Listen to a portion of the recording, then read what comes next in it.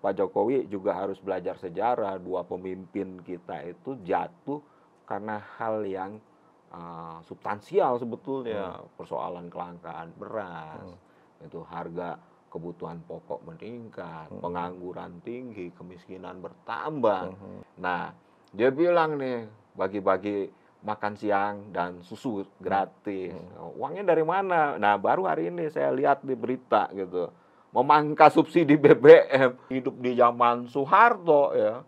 Soeharto aja masih bisa membuka ruang gitu loh bagi wartawan untuk bertanya walaupun isinya ya sudah disetting pertanyaannya. Udah disetting gitu kan, pertanyaan udah setting. Survei yang ada itu kan suara 02 ini nggak lewat dari 50. Iya. Tapi luar biasa bukan main ini. Nggak terbendung ya. Tiba-tiba. Jadi Pak Jokowi dulu dari orang biasa ya kan, kemudian mendapat blessing dari PDIP untuk menjadi pemimpin mulai dari wali kota, gubernur, presiden gitu. Harus sadar lah gitu. Eling ini lah. Ya. Assalamualaikum warahmatullahi wabarakatuh. Halo Logikers.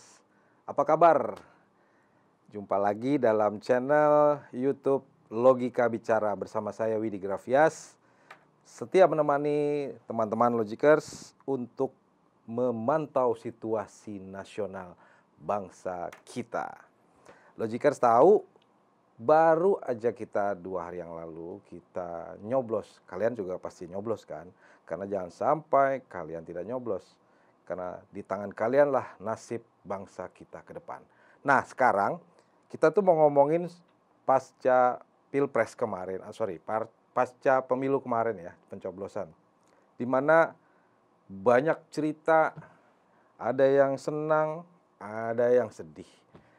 Nah gue pengen curhat, berbagi curhatan bersama temen gue. Temen gue ini gue nggak tahu nih posisinya di mana, tapi yang jelas temen gue ini adalah pemimpin redaksi alerta.id, salah satu media online yang cukup kritis di Jakarta. Kita langsung sapa my bro. Halo. Kabar, Wo? Sehat. Alhamdulillah. Republik aja yang nggak sehat. Aduh. Langsung aja nih, Wo. Gue daripada gue penasaran. Posisi lu sekarang di mana, Wo? Posisi kita ya 04 gitu. Jadi untuk mengawal demokrasi yang kita perjuangkan era reformasi, maka kita harus tetap pada track gitu untuk untuk tetap melawan dari kecurangan ya. Oh berarti ini di luar track nih? Oh, ini di luar track ini kayaknya. Nyasar nih kayaknya.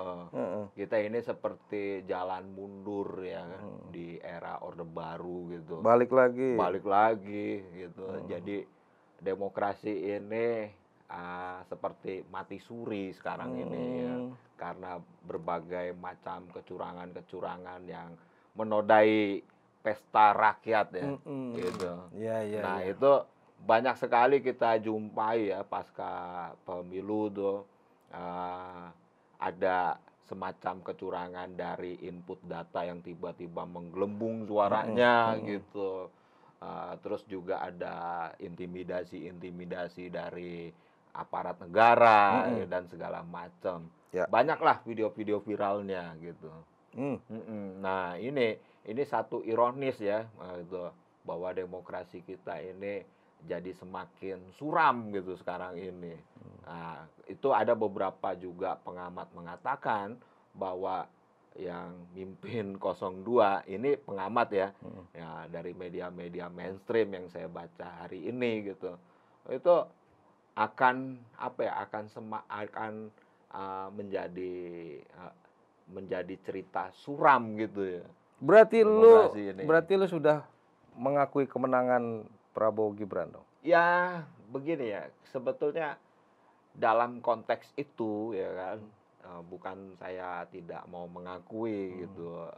Karena ya fair aja lah gitu. Sejak awal pemilu gitu, terpilihnya Gibran Rakabuming Raka, anak sulungnya dari Pak Jokowi maju di Pilpres, itu sudah menodai konstitusi, pelanggaran etika. pelanggaran etika ini jauh levelnya itu jauh di atas hukum ya, gitu kan. Ini sudah mencoreng wajah demokrasi dan merusak citra bangsa di mata dunia internasional. Sungguh memalukan lah, gitu. Nah, apalagi yang saya dengar kabar kemarin gitu bahwa si paman gitu ya, si paman Anwar Usman gugatannya Betul. dikabuli oleh Petun gitu. Maka tidak menutup kemungkinan gitu suara-suara curang yang kemudian dilaporkan oleh 01 dan 03 Ke MK, ke MK tuh ya kempes gitu, nggak akan ada artinya gitu kan. Nah, gejala-gejala ini sudah kita cermati sejak awal ya.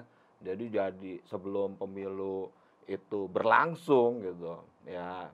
Pertama dari keinginannya Jokowi untuk memperpanjang masa jabatannya 1 periode dan ditolak mentah-mentah oleh PDIP kan kala itu. Terus gagal, masuk skenario kedua, perpanjangan masa jabatan presiden hingga 3 tahun. Dan itu juga ditolak oleh PDIP. Ya, yang ketiga ini gitu, si anak di endorse, bukan di endorse tapi dipaksa untuk maju gitu kan.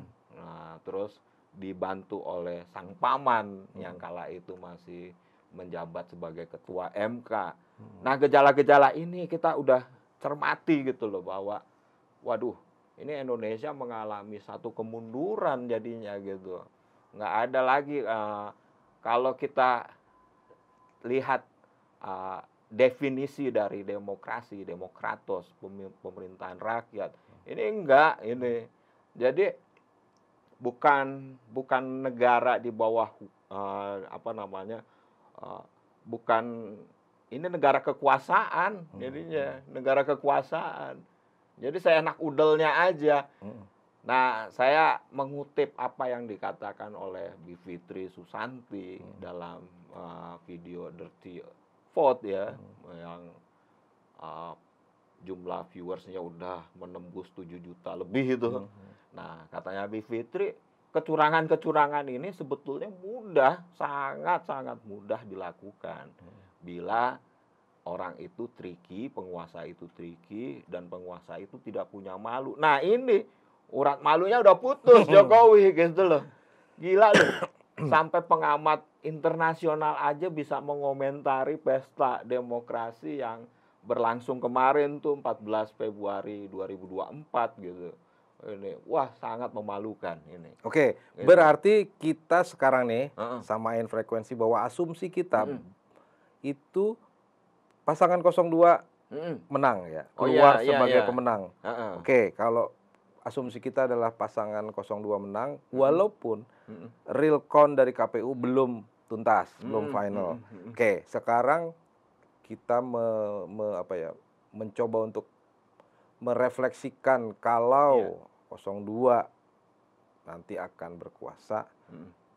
Tadi mengutip dari omongan lu bahwa banyak pengamat politik itu agak was-was. Iya. Bahkan pengamat dunia internasional pun juga was-was. Ini gue ngutip dari CNN Indonesia ya.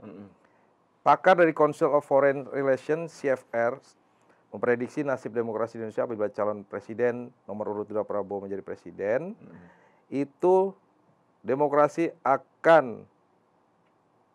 Indonesia akan dipimpin oleh negara yang otoriter. Ya. Dan demokrasi akan hancur. Itu yang tadi gua bilang kan di awal. Memang itu sudah diskenariokan kalau 02 akan menjadi pemenang di Pilpres 2024. Indikator-indikatornya kita bisa cermati ya. Kayak sanksi dari MK terhadap Anwar Usman gitu. Itu nggak tegas itu. Nggak tegas. Kalau udah pelanggaran etika harusnya itu diberhentikan secara tidak hormat gitu kan.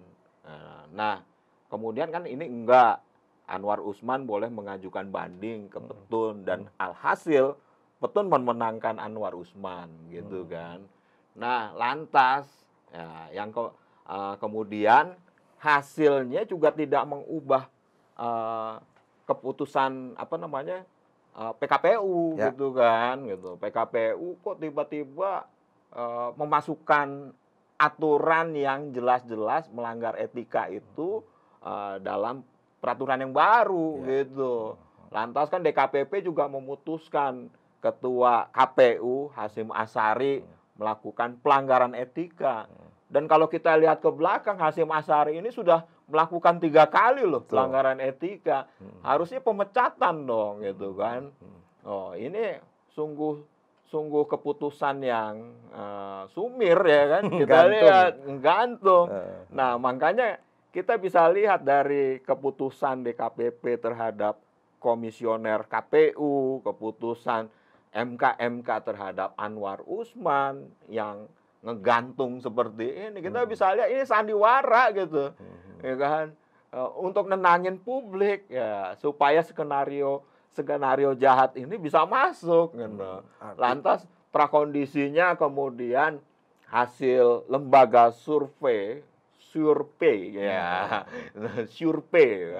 lembaga survei itu kan semuanya tuh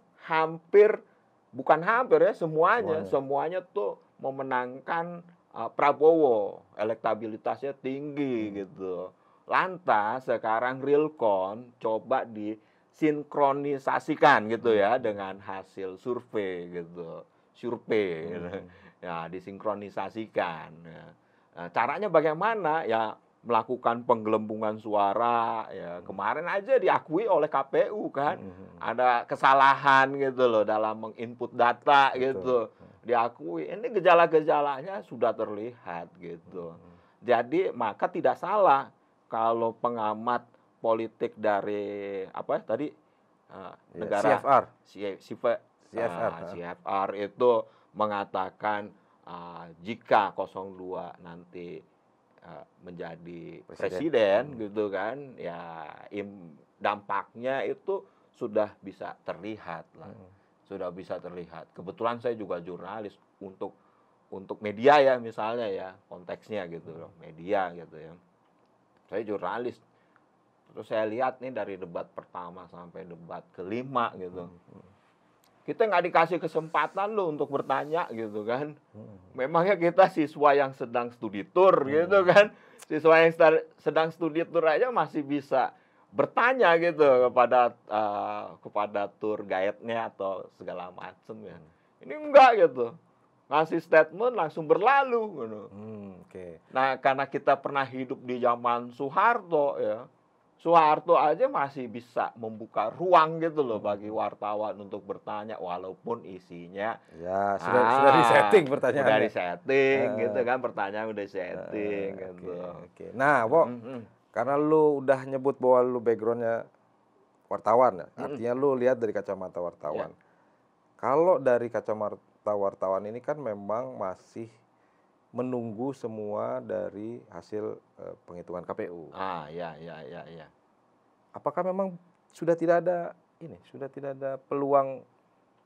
Karena gini, karena kalau dari survei yang ada itu kan suara 02 ini nggak lewat dari 50. Iya. Tapi luar biasa bukan main ini. Nggak terbendung ya. Tiba-tiba dari pertama quick count udah di atas 50 terus, 60, bahkan sampai 60. Berarti ini kan ya itu yang tadi saya bilang, coba disinkronisasikan dengan hasil survei sebelum pemilu itu berlangsung gitu. Artinya dari kacamata lu sebagai wartawan juga udah melihat udahlah ini udah pasti menang lah. Iya, hasil survei kan coba memframing gitu ya. Memframing bentuk konkretnya di quick count dan hasil pemilu nanti. Ya sudah pasti menang 02. Udah pasti. Kalau asumsi lu bahwa presiden terpilih nantinya ini dikhawatirkan akan bisa membuat demokrasi kita hancur karena otoriter, lalu apa yang harus dilakukan masyarakat nih? Karena bisa jadi banyak masyarakat juga nggak percaya dengan asumsi itu atau prediksi itu. Kenapa? Karena dia dari awal pun sudah bilang akan merangkul, dia sudah bilang akan konsesi ya ujungnya ya. ya. Semua akan dilindungi dan lain Ya. sebagainya. Jadi untuk mengantisipasi adanya pemerintahan yang totaliter seperti Orde Baru ya, sebetulnya harus ada kesadaran secara kolektif di masyarakat untuk melakukan pergerakan gitu ya. Itu saya tidak tidak bermaksud untuk memprovokasi. Memang itu solusinya sebetulnya. Artinya harus ada oposisi. People power gitu, oposisi.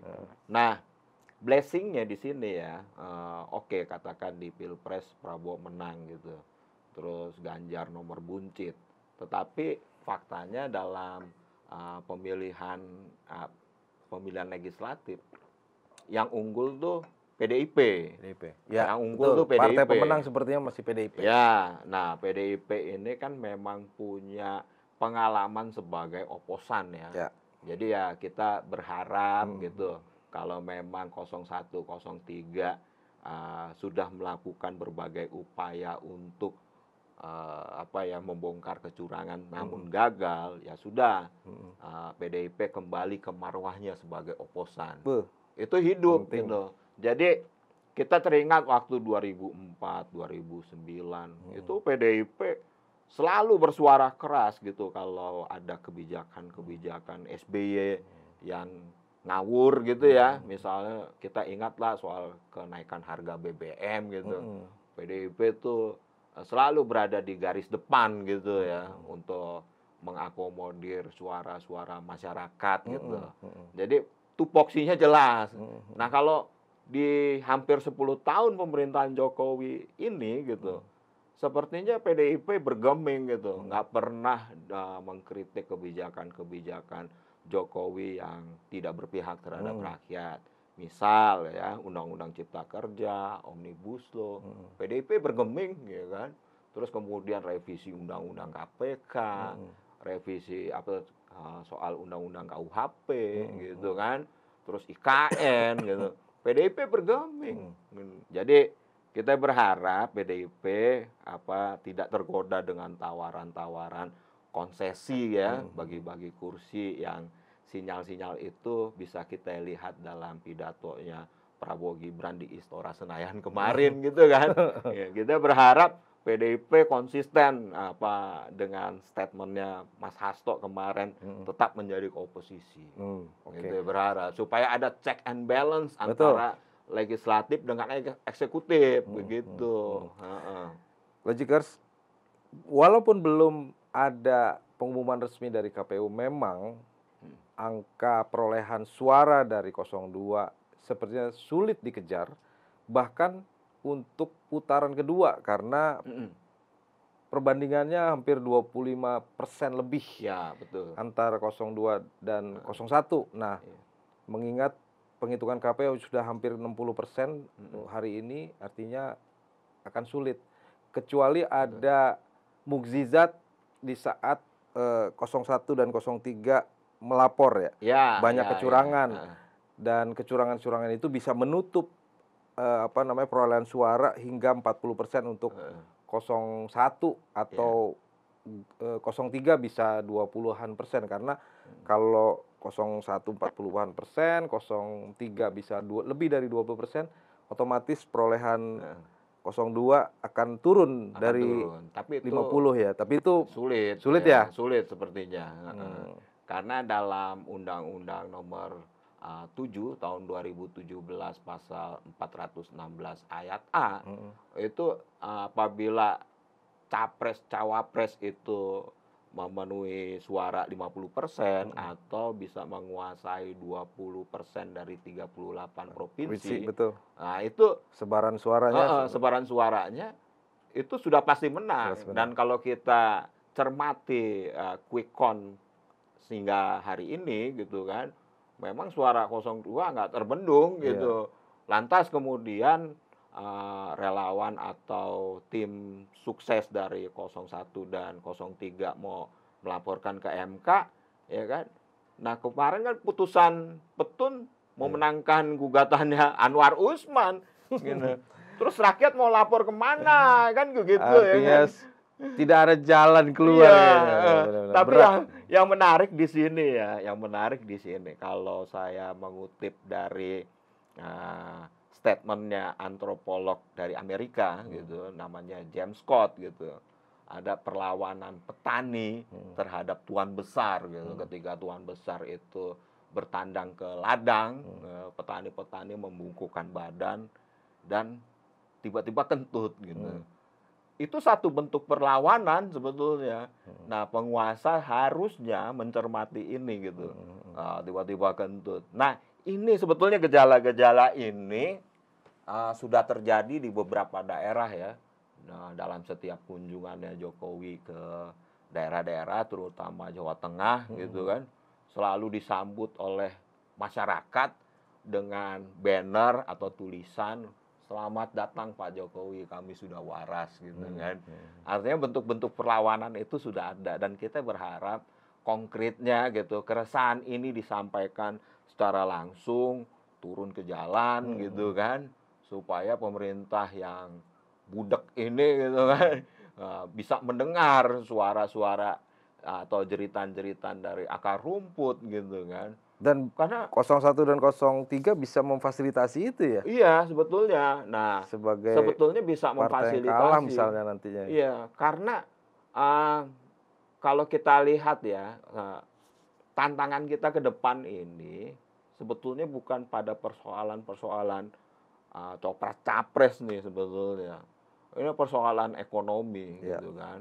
Bahwa sekarang ini aja Jepang sudah mengalami resesi ekonomi Ya. kan. Dari peringkat ketiga turun sekarang ke 4.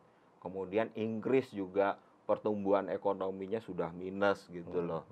Lantas kita nih cadangan devisa kita tergerus untuk mengintervensi rupiah gitu kan atas dolar yang semakin menguat. Sekarang aja udah 15.600 sekian gitu kan. Sampai kapan kan cadangan devisa kita ini dipergunakan untuk menginjek supaya rupiah tetap menguat gitu. Itu kan pasti ada limitnya, sedangkan PDB kita aja turun gitu loh, PDB kita. Nah, lantas ya, hari ini aja beras gitu, kenaikan beras level yang medium itu sampai 17.000 kilogram ya. 17.000 per kilo. 17.000 per kilogram. Nah, ini sebetulnya alarm loh ini. Iya. Alarm. Terus apalagi kemarin kan Sri Mulyani dipaksa untuk quote and quote ya, dipaksa untuk menggelontorkan uang 500 triliun lebih gitu buat pengadaan bansos gitu. Wah, ini alarm sebetulnya gitu. Nah, ini yang mesti diwaspadai gitu. Eranya Soekarno dulu tahun 65 kenapa dia bisa jatuh dari kursi kepresidenannya. Satu diantaranya mengenai harga beras yang meroket gitu kan.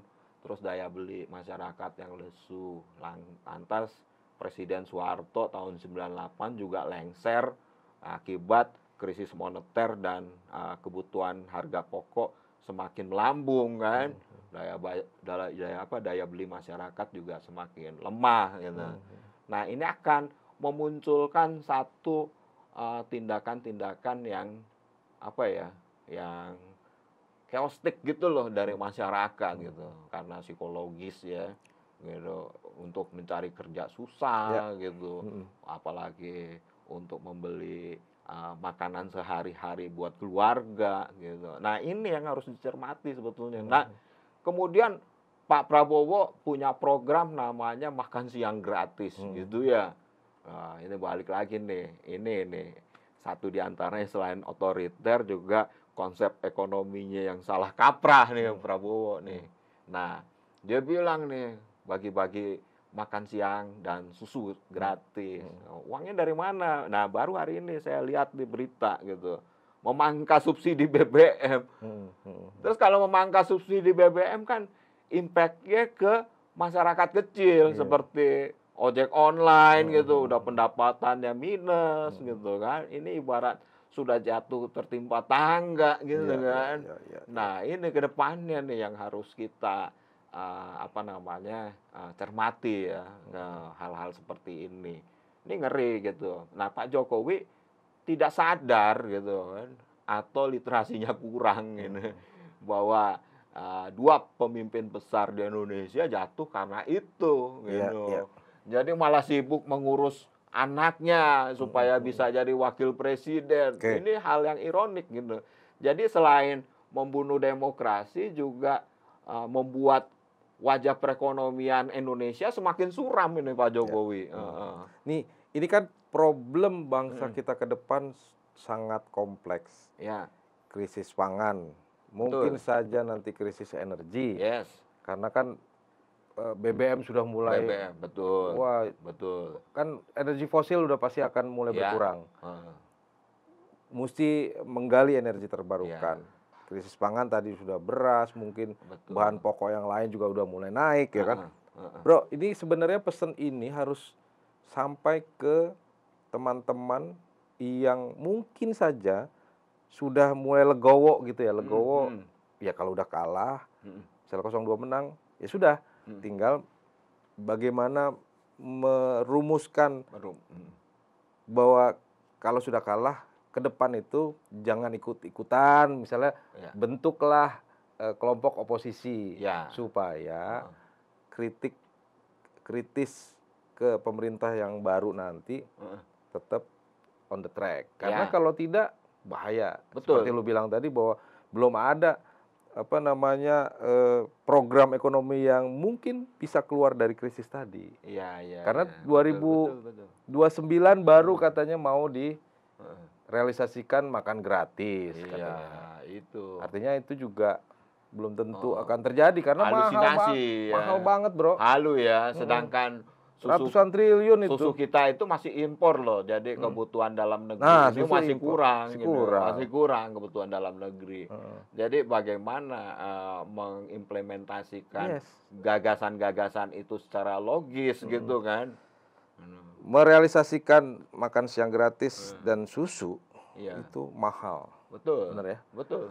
Kalau udah mahal semuanya impor, ini akan jadi proyek baru. Proyek baru. Akan bagi-bagi proyek. Memunculkan, iya, Bagi-bagi APBN. menciptakan mafia-mafia Iya, baru vendor-vendor. ya. Nah, ini Mafia ngeri banget. susu. Iya. Nah, ini memang harus, gue sekali lagi gue pengen tegesin ke lu, Bro. Memang kalau gue sepakat kalau ada oposisi, karena kita sudah 10 tahun ini sepertinya nggak ada ya oposisi ya. Oh iya, betul, betul. Jadi PDIP sebagai partai terbesar gitu kan, sudah abai hampir 10 tahun ini, sudah abai gitu dengan komitmennya dia yang merepresentasikan sebagai partai wong cilik gitu kan. Sorry ini agak lama soalnya takut salah ucap. Nanti iya lah kan, partai wong cilik gitu. Nah, semoga ya kan ini menjadi evaluasi di PDIP gitu untuk berbenah lagi gitu ya kan. Kembali lagi, bangkit lagi sebagai partai yang merepresentasikan partai wong cilik gitu. Buat bantuin, Bro. Nah, problemnya lu harus balik ke kandang, Iya, Bro. Iya. Supaya ini bisa terkawal. Ya, semoga itu memang jalannya karena memang kan alat perjuangan adalah partai politik gitu kan. Dan memang kemarin juga kita bertandang ke posko pemenangan Ganjar Mahfud di Teguh Umar gitu, menyapa kawan-kawan lama gitu, coba membangun komunikasi kembali. Memang itu keinginan gua sih sebetulnya, keinginan gua. Karena gua masih meyakini bahwa PDIP ini masih masih tersadar lah gitu loh, masih tersadar lah PDIP. Betul. Oke. Semoga gitu. Gua akan ingetin lu bahwa lu punya cita-cita PDIP, baliklah kembali menjadi oposan. Ya. Nah, PDIP ya. Terakhir nih untuk teman-teman yang di luar parlemen. Kan kita tahu gue juga merindukan mahasiswa demo, ada yang demo, ada yang protes segala macam, dan baru-baru ini mulai banyak nih demo-demo. Betul. Bahkan kita sempat ketemu demo di mana? di UNAS ya, Di kampus UNAS, UNAS. di UNAS. Nah. Ketemu di Betul, sana, walaupun hujan-hujan, teman-teman kelihatan Betul. balik kayak dulu ya, Heeh. euforianya tuh Euforianya sama sama kayak zaman dulu, mau hujan, masih mau ada perlawanan tetap ya. tetap bertahan. Iya, Nah, iya, gue iya. lihat sampai saat ini pun tadi terakhir gue baca di Di berita Bawaslu. di Bawaslu Di masih Bawaslu demo. demo ya. Nah, menurut lu ke depan Hmm. parlemen ya udah parlemen oposan. Nah, ini yang di luar parlemen. Mungkin banyak orang yang merindukan setelah 10 tahun tidak pernah mendengar mahasiswa demo. Ini belakangan menjelang momen-momen terakhir Jokowi berkuasa, ini banyak yang demo gara-gara statement Jokowi, kemudian politik dinasti dan lain sebagainya.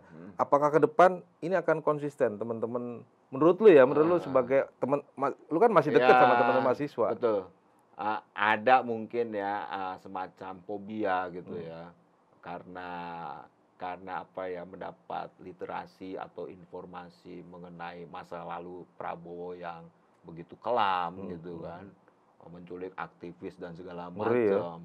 Iya, jadi ada beberapa teman-teman, wah nanti kalau Prabowo berkuasa, gua akan bernasib sama dengan belasan aktivis yang nggak tahu lagi rimbanya gitu, hilang entah kemana gitu kan. Tetapi semoga Pak Prabowo juga memiliki jiwa demokrasi yang tinggi gitu ya, gitu. Pak Prabowo juga berubah lah gitu kan. Mematahkan prediksi dari para pengamat internasional. Asumsi itu gitu kan. Sehingga demokrasi bisa tumbuh subur gitu kan. Taman-taman bisa dihiasi bunga-bunga demokrasi kembali kan, begitu ya.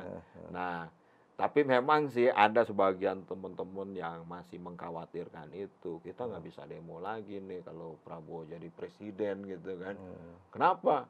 Nah, kita demo besok diculik, hilang kan gitu. Oke. Juga semoga Pak Prabowo kelak bila terpilih gitu bisa menyelesaikan masa jabatannya sebagai presiden selama 5 tahun gitu kan. Gitu. Karena kan ada opini-opini liar nih kan dari Koni Rahakundini ya kan, yang mengatakan Pak Prabowo hanya 2 tahun aja gitu. Kemudian kan diganti Gibran, coba bro inilah membayangkan gitu kan loh. nggak bisa main asal ganti kecuali sakit atau mangkat. Nah, iya. Tapi kalau memang opini yang dikemukakan oleh Koni itu benar adanya kan kita khawatir juga gitu kan. Kemudian diganti oleh Gibran, wah mau dibawa kemana Indonesia gitu kan. Nah, yang gue bingung adalah kalau diganti sama Gibran, posisi atau kondisi Prabowo bagaimana? Karena kalau mengganti itu kan cuman kalau dia mangkat. Iya. Nah, itu kan informasi ini kan belum gua ketahui secara detail seperti apa. Jadi gua nggak bisa berargumentasi dalam konteks ini gitu. Ya, semoga aja Pak Prabowo sehat sampai 5 tahun ke depan ya kan. Jadi nggak ada gejolak-gejolak harus digantikan oleh wakilnya. Kedua juga semoga saja Pak Prabowo bisa menegasikan asumsi-asumsi dari masyarakat sipil yang memiliki penilaian negatif terhadap Pak Prabowo mengenai demokrasi kan gitu ya. Gitu. Ke depan seperti itu. Karena mau bagaimana lagi gitu. Kita mau melaporkan kecurangan-kecurangan ke MK, paman lagi kan, ketemu paman lagi kan. Wah, ngeri juga nih. Berarti ke depan ekonomi yang harus jadi PR, krisis pangan, krisis di depan mata, energi, bahkan kemarin ngobrol sama Bu Siti Fadilah, ada kekhawatiran pandemi baru misalnya. Nah, itu apakah pemimpin ke depan bisa memilih seorang harus diantisipasi menteri kesehatan yang memang mampu untuk menghadapi segala kemungkinan bila pandemi hadir. Jangan seperti sekarang ini kayak gitu loh. Menteri kesehatannya bukan dokter, ahli perbankan kan. Jadi lucu. Kalau sekarang tuh nggak sesuai dengan filosofinya bukan cegah sakit sebelum eh, jaga kesehatan jaga sebelum lu sakit. kesehatan sebelum sakit. Kalau ini nggak apa-apa sakit ada obatnya. Iya. Ya kan? Ada Ini obat tinggal beli ini gitu. lucu ini. Eh, Jadi nggak ada antisipasi ya. eh. Jadi menempatkan orang bukan pada skillnya gitu. Ya. Harusnya kan right man in the right place gitu Ya. kan. Heeh. Oke, Bro. Siap. Lu legowo kan, Bro? Jujur aja sih nggak legowo ya. Jadi harusnya Terima aja, ya. Bro. Tapi Ikhlas, ridho. mau tidak mau ya, pemilu sudah berlangsung, ya kan? Ya. Juga sudah menghabiskan uang triliunan rupiah Iya. untuk menyelenggarakan pesta demokrasi ini. Ya kita harus